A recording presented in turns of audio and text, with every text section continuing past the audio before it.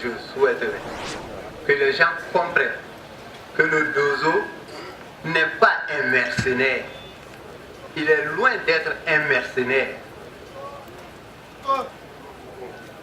Il défend la cause toujours du plus faible.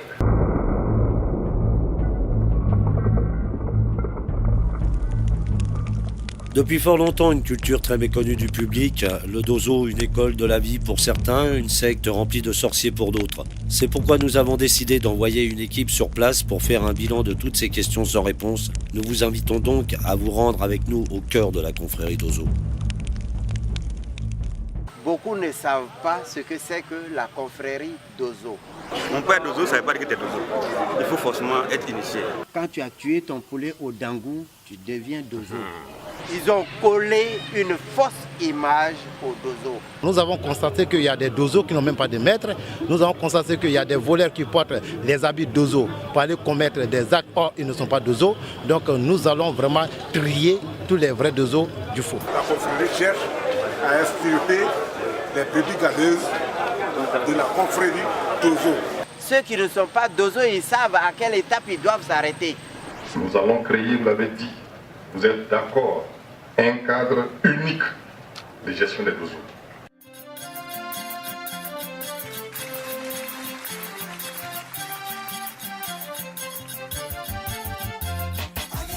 Les chasseurs d'ozo, un terme en langue bambara constitué de do, ceux qui entrent, et de so. La concession, en d'autres termes, d'ozo veut dire ceux qui rentrent dans la concession et y restent, en parlant de savoir, de savoir-faire et de savoir-être.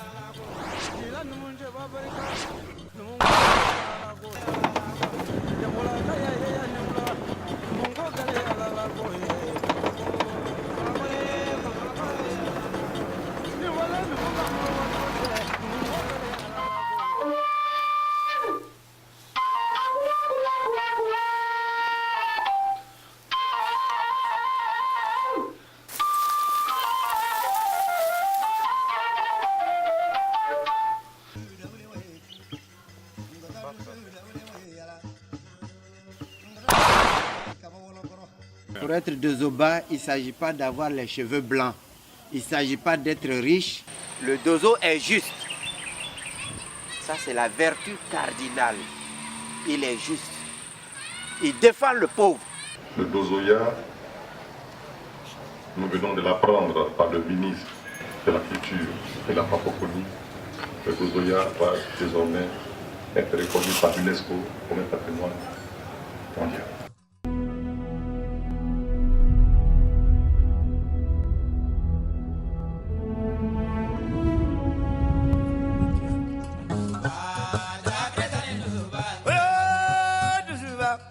Fregela duzuba jama esiani ayalo duzuba shijotigi duzuba retisi yesilani duzuba produitari duzuba moko yesiani duzumai lagoli metri duzuba lagoli de yesiani